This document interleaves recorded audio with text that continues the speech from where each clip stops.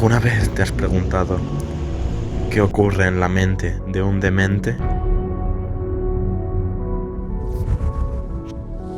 Es todo un misterio. Tienes visita, ven conmigo.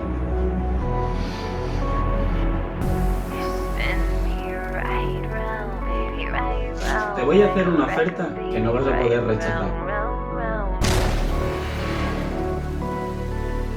Vas a investigar para mí una desaparición que ha ocurrido recientemente.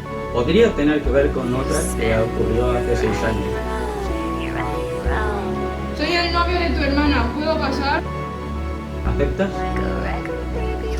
Tranquilízate. Toda esta situación es innecesaria. ¡Policía! Ya es la hora.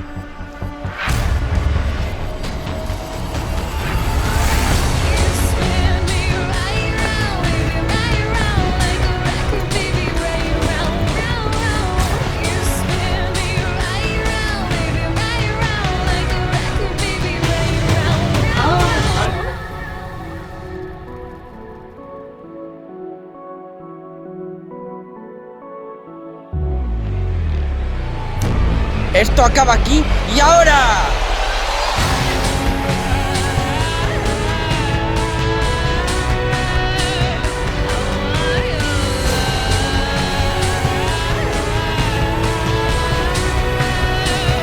La verdad saldrá a la luz. Es todo un misterio.